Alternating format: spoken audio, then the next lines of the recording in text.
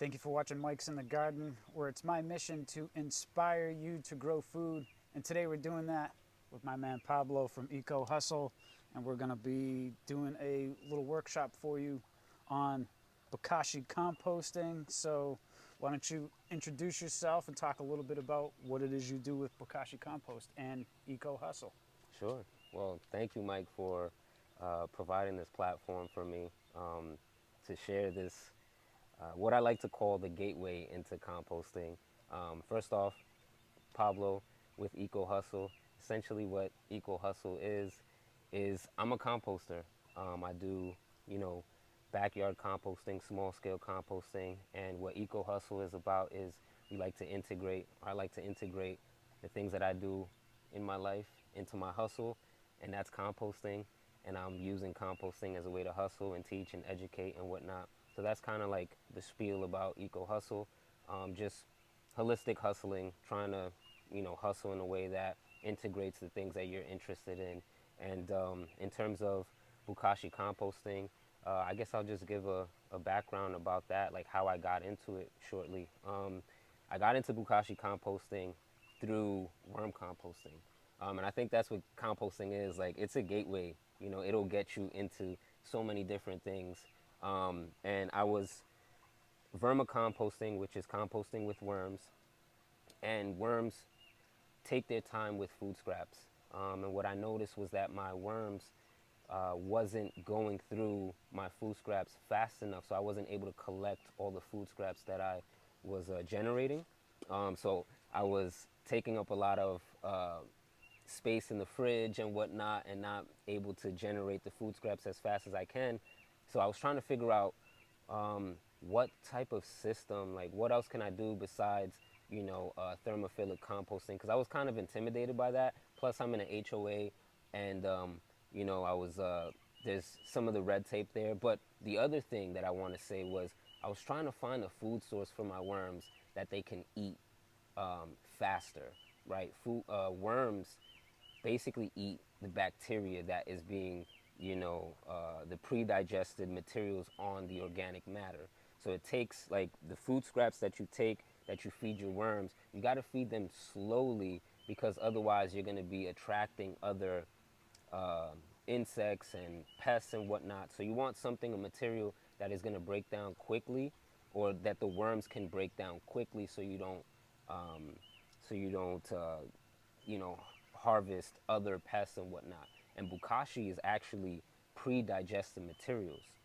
What you're doing is you're pre-digesting it, and the worms are actually gonna eat that material up much quicker. So not only did I find through Bokashi, stumbling on Bokashi through worm composting, that the worms will like that material because it's pre-digested, but also I'm able to collect um, the food scraps that I was generating much quicker with Bokashi. So Bokashi became like uh, this companion system to vermicomposting. And that's kind of how I stumbled upon Bokashi, through vermicomposting. And I still do vermicomposting. And I haven't combined it yet, because I have a story that I'll share in a second. But I stumbled upon Bokashi through vermicomposting, and it is a great way to generate your food scraps, uh, go through your materials much quicker than vermicomposting can. Excellent. Well, I'm excited to get into this workshop and see and learn more about Bokashi. Like I said, I learned about it through cannabis, and um, I've already forgotten most of what I learned. So that's why you're here today, and we're going Yeah, to share this video with the great viewers out there so that they can learn. And all right, I'll let you take it over. sounds good. All right. Um, all right, so let's jump into. I just want to give a quick overview of some of the terms, because I'm going to be speaking about a lot of things, and I'll be using terms interchangeably. So I kind of just want to give a little just definitions of some of the terms that I'm going to be talking about, so you can follow through with me. So when I say Bokashi, I'm talking about the process of fermenting food waste. We're going to talk more about Bokashi, But when I say Bokashi, it's the process. When I talk about EM, um, e- effective microorganisms, I'm talking about the organisms, the beneficial microbes that are infused into a substrate, or the effective microorganisms, the beneficial microorganisms that are fermenting the food waste. So these are the microbes that are actually, pre-digesting the food waste. So when I say EM, I'm talking about effective microorganisms. That is the culture that is used in the Bokashi process. When I say Bokashi grain, I'm talking about the actual substrate that has been infused with the mother culture. This is a mother culture, the effective microorganisms, the liquid. You say EM1, we're talking about the liquid version of the mother culture. So Bokashi grain is the dry version, the kind of carbon version of the mother culture per se. So now that we have the overview of the terminology, let's get into what Bokashi is. So like I said, Bokashi is a fermentation process. It is actually not a composting process. And we're going to talk about how it becomes composting through the other processes, through the other stages of Bokashi. But Bokashi is a fermentation process. And what happens is you're taking the microbes, the mother culture, and you are fermenting your food scraps through that process. And what's happening, unlike thermophilic composting, you have, with thermophilic composting, you have heat and you have an aerobic process where, you're breaking down the organic matter. With Bokashi, you're actually fermenting these matters through an anaerobic process. So with thermophilic composting, you have aerobic process, and with Bokashi is an anaerobic process. But what you're doing is you're fermenting the food scraps, and the culture that you have in that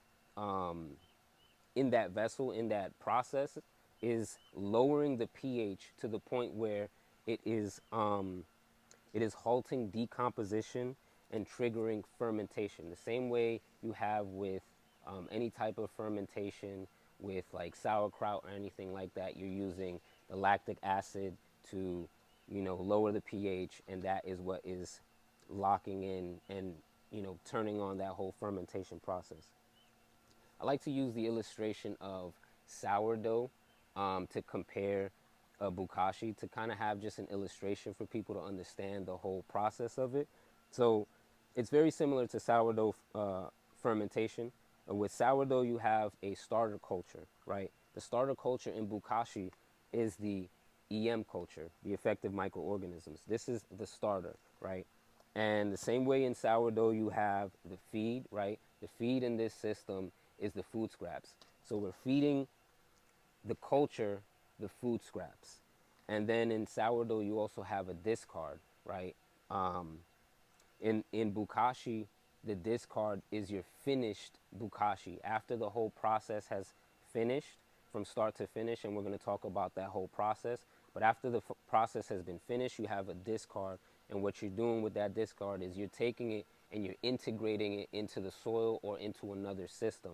And that is the discard. So unlike sourdough, you can't use, I won't say you can't, but it is recommended not to use the discard as for a new batch. So the discard in this situation, or let's say the mother culture, like you wouldn't use more of the Bokashi grain, which is the substrate that has been infused with the mother culture. You wouldn't use some of that material to make a new batch. You can, and I've had people ask me, like, if you can, but you want to make sure that you have a high or a good quality grain for your new fermentation batches. So it's all about having good quality grains to make sure that you have a successful ferment, if that makes sense.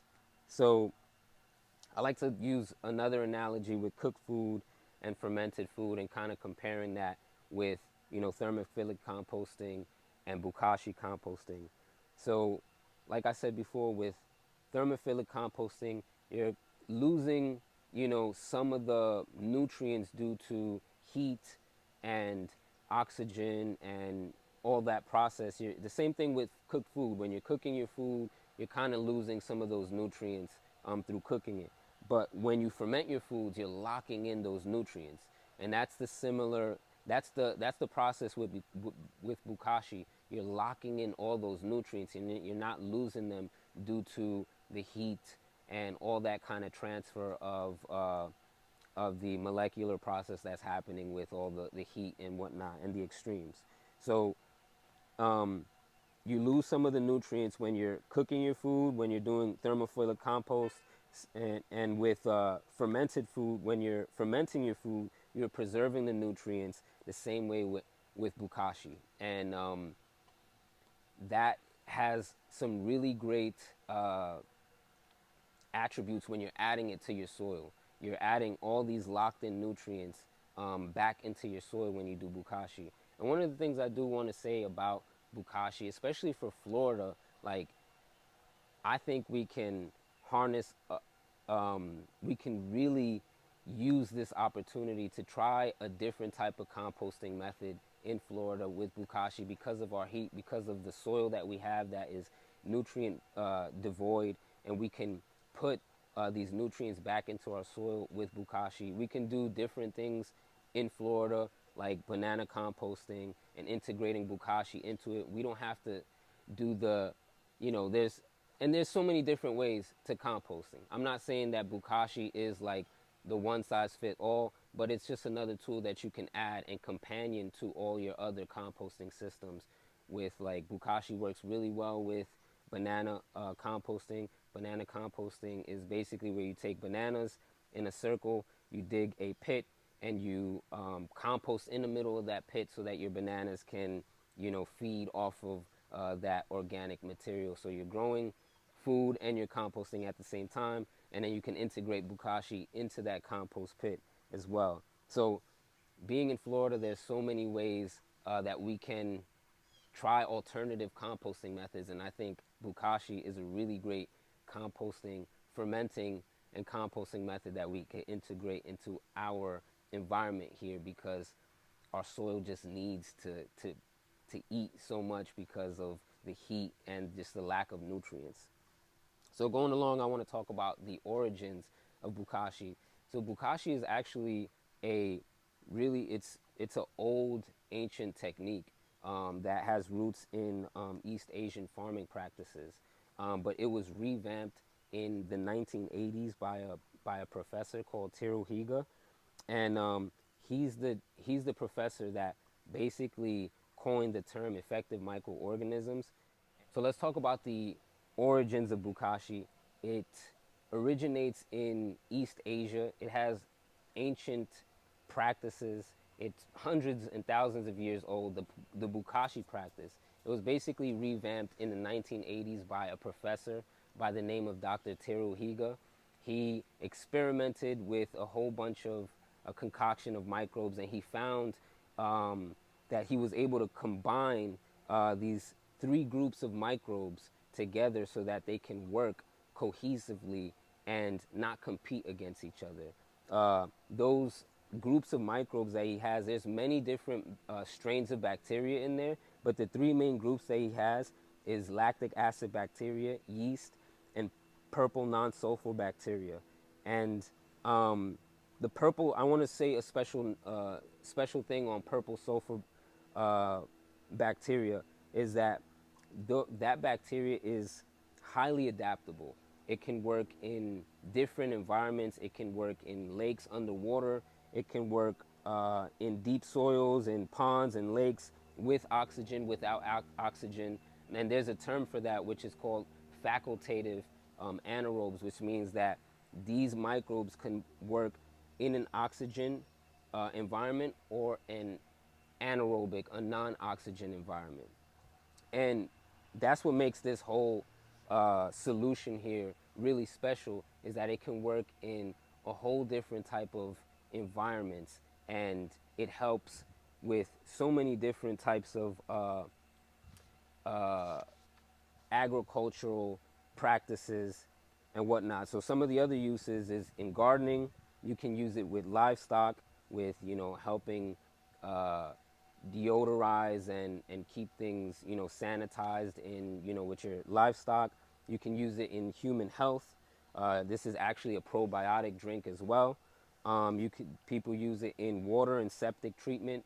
I've read that they use it in uh, dead zones, that they pour this into dead zones and actually bring those areas back. Dead zones are basically like areas near factories where they're dumping a whole bunch of toxic pollutants, and that all that area there becomes dead. And what they do is they start pouring this effective microorganism solution, and basically bring that uh, area back to life. So it has remediation practices, applications, and you can also use it in organic waste composting. So the pros, let's talk about the pros of Bokashi composting. It accepts a wide variety of food waste.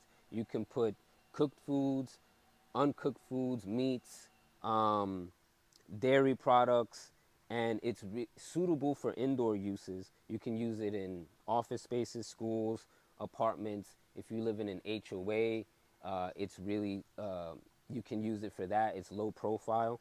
Um, it's suitable for urban spaces, if you have space constraints, if you're in, like I said, in an apartment or something like that. And the other pro about this system is it has rapid decomposition. It actually, and I've done experiments with this where you can actually see how this starts pre-digesting and breaking down the materials much faster than just traditional composting. And it's scalable. You can start as small as a 5-gallon bucket, and you can increase that all the way up to whatever size you can manage. So some of the drawbacks of Bokashi composting is it requires regular brand Bokashi brand replenishment. It's not ideal for yard waste, like grass clippings, leaves, and things of that nature. And it has potential odor issues if improperly managed. I've been working with this for about 2 years, and I've had buckets that went bad. But there are ways that you can troubleshoot, and you will have maybe a bucket that went bad, here and there. But there are, methods and troubleshooting tips that I'm going to share with you that can help you kind of, avoid those issues. So let's talk about how it works. You have two stages. You have your fermentation stage, which you take your food waste, you put it in an airtight container. Remember, this is an anaerobic process. The microbes can work in both oxygen and non-oxygen, but for this process, you want to have a airtight container, like a gamma seal container here. This is an airtight container. So the first stage is the fermentation process. You want to fill this bucket up with your food scraps and the bran, and you keep filling that up as you go until you fill it up to the rim, and then you close that up. And then the second stage, let me look at my notes real quick. So you're using about, so for every 5-gallon bucket, you're using about 1 pound of Bokashi grain per bucket. And then you basically let it sit for about 2 weeks, depending on the temperature.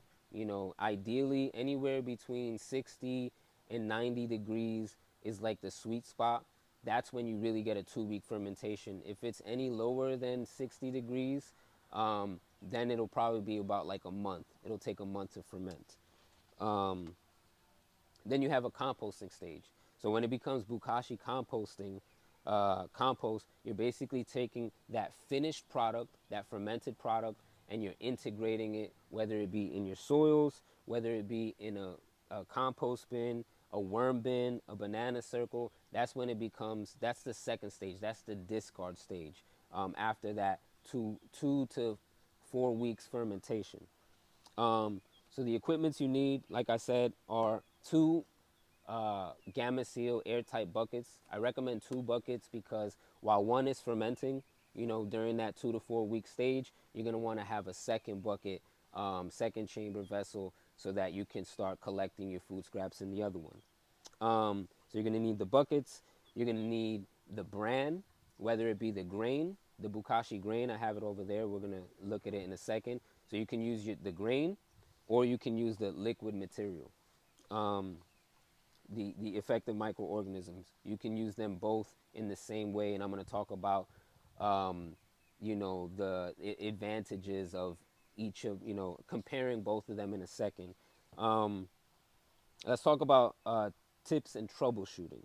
So you want to make sure that the bucket is properly sealed to avoid any odors. I have a bucket at home that has like a little crack here, and I already could smell that it's going a little bad. So you want to make sure, like, if you don't have a sealed container, you want to make sure that is completely sealed so that you can avoid any odors. You don't want any putrefaction. It should not smell. If it smells, something went bad, and one of the things that could have went wrong is that your vessel is not completely airtight.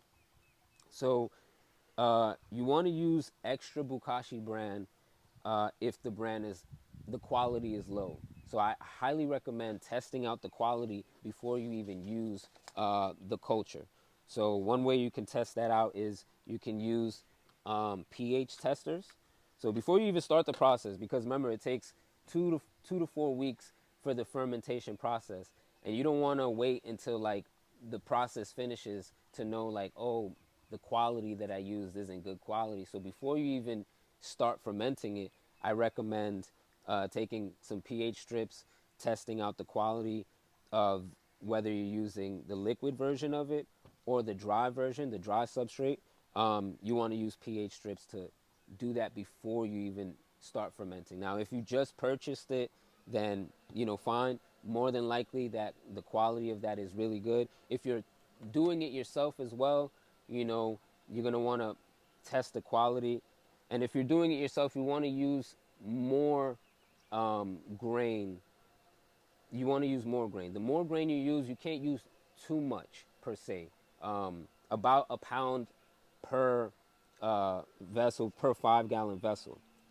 So you want to handle bad batches by burying the waste deeper and further away from plants. Now, a bad batch, the way you could tell for a bad batch is if it smells bad, if it smells rancid, it went bad. If you see any um, mold other than white mold, if you have like green mold, black mold, anything like that, the batch went bad. And it's the same way with fermentation. Like, you use your eyes, you use your nose, you know something went bad if it smells bad, and with your sight, you know it went bad if the mold turned a different color other than white. So if that batch went bad, you're gonna want to dig it deeper and further away. Some people say, just throw it out, but I think that doesn't make sense. Just integrate it into your soil. The microbes will figure it out. Like I said, just make sure you dig it deeper or plant it, trench it further away from your plants. So like I said, you got the smell test. It should smell sweet, sour, yeasty, cheesy, like a vinegary smell. It should not smell putrid. The sight test, you want to see white fungal mold. That's a good sign. That's a sign of good active fermentation. Um, the process does have a smell, but it should be more pleasant than unpleasant. Um, you're going to want to run a quality check before you do new batches.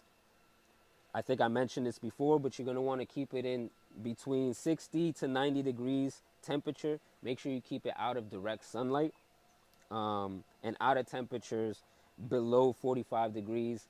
And out of temperatures below 45 degrees. So you want higher temperatures than 45. And you're going to want to make sure that it's below 110 degrees temperature. That'll give you an optimal ferment. So to make the Bokashi brand, I'm gonna say a quick disclaimer. If you just starting out, I highly recommend purchasing high quality commercial grain. But if you're like me or you want to DIY it yourself, it's very simple. You just need you need three materials. You need the culture. You need some sort of substrate. It could be any type of carbon material, rice bran, sawdust, coconut coconut cure, coffee husks, or any type of carbon material. I've heard people use shredded paper to inoculate to make the Bokashi brand. So we're talking about the Bokashi grain right now, the carbon material where you're infusing the effective microorganisms into it. So you can use, so you're going to use the culture, you're going to use the substrate, you're going to use molasses. I recommend unsulfurated blackstrap molasses, and you're going to want to use water. I recommend non-chlorinated water for when you're doing that as well. So it's just those three products: your culture, your substrate, your water. And then you're going to use the standard recipe.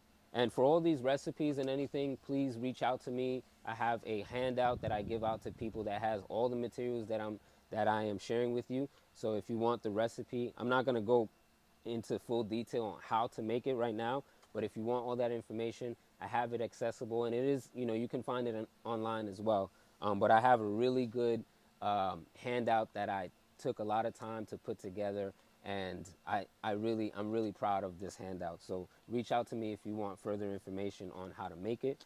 But basically, your standard recipe is 1 part EM to 1 part molasses to 100 parts water. And what that means is, I break it down here where the EM and the molasses are always equal. So the ratios of that are always equal, and the water is 100 times the amount of either molasses or EM. So you're basing your recipe off of your substrate. So however much substrate you have, let's say it's 2 pounds of rice bran, wheat bran. Let's say it's 2 pounds of wheat bran. For every pound you have, you want to add a cup of water. So if you have 2 pounds of wheat bran, you want to have 2 cups of water, and that's what you base your parts off of for the EM and the molasses. There's a couple more details to that, but basically you're fermenting it for 2 weeks, for about 2 to 4 weeks, depending on the temperature. And then after that, you'll have some Bokashi grain that you can use. And basically, like I said, the application for the grain is about 1 pound per 5-gallon bucket. Or you can use 1 tablespoon per cup of food waste. Like I said, more is okay. And these numbers are just guidelines. They're benchmarks. It all depends on what quality you have. Use your smell, use your sight and your smell to make sure that everything is going well. But you're going to want to make sure that you layer these materials up until you get to the top of the vessel. And then for the liquid version of this, you're going to want to dilute it. A lot of these products, they have the recipe on here. I think this one is 1 part of the EM to 10 parts water. And then you're going to want to use about half an ounce for you're going to want to use 8.5 fluid ounces per 5-gallon bucket. That's about equal to 1.5 cups to use this instead of the grain. So let's talk about the grain versus the spray, because you can use either one. You can use the grain version, the dry carbon material version, or you can use the liquid version of this. So the advantages to the grain is it has better quality and longer shelf life. The grain stores for up to 2 years. And then the spray, it's cheaper up front, and it can be diluted to cover more material. I just expanded, so you can make an activated concentrated version of this. So this is about, 32, this is 1 liter. So I just took, the other day I activated this. Basically I concentrated, I took a little bit of this and I made a lot more. I took like about a cup of this material and I expanded it to 2 gallons. So it's much more cost effective to use the liquid version, but the trade-off is the shelf life. The trade-off is the shelf life. This only has about like 6 to 9 months of a shelf life, and the grain, the dry version, the Bokashi grain version, has about 1 to 2 years depending on how you're storing it. So it all depends on which one you want to use. If you just want to use the liquid version, that's totally fine. It'll be cheaper for you, even cheaper for you because you can concentrate it and make a lot more. And I have the recipes on how to make that in the handout as well. Um, and the grain offers consistent quality while the spray may lose its effectiveness. So the activated, the concentrated version I just made, that has like a month shelf life because it's a second generation um, it's a second generation version of the mother culture. So this one has a 6 to 9 months, but when you actually concentrate it and make an activated version of this, it has a month shelf life. So that's what I have for the kind of the presentation. Now we're gonna get into the live demo and actually like get into how it's done and show you guys, just a quick demonstration of what it looks like. But it's a really simple process. I think for anyone that is intimidated by composting, I think Bokashi composting is the way to get started or to, jump back into it. Maybe you had some problems or, you just don't have the means to acquire all the ratios for a traditional thermophilic composting. Bokashi composting is so simple. It's really foolproof, and like I said, it is the gateway to composting because of how simple it is. It really is as simple as I just said before. All you're doing is you're layering your food scraps to the culture, and you're layering all the way to the top. You're closing that up, and that's it. You don't have to do any carbon to nitrogen ratios. It's not complicated like that. It's very simple. You can add whatever food scraps you have, whether it be meat, bones, cooked, uncooked materials. You can add all of those to this. You could even add some liquid materials like dairy, milk, and whatnot. Some of the material I read says that you shouldn't, but I've been experimenting and I've spoken to people and they add liquid materials. And when you think about it, adding liquid materials, these microbes in all the materials that I'm reading are saying that they live in different type of environments. If you so if you add liquid in there, it should work, and it's been working for me on the buckets that I've had. So you can add some liquid in there. I recommend just experimenting and starting with a little bit, as you go. But yeah, it's as simple as that. That's all I got for the presentation part of it. All right. All right. So I want to thank my man Pablo from Eco Hustle, and hopefully you learned something. I learned a ton. I'm going to have to go back and watch this several times. I hope you do too. There'll be a full-length video as well as clips, different parts and sections about Bokashi to make it easier for you to absorb this information. Pablo, if someone wants to reach out to you and have their own workshop, what's the best place for them to find you?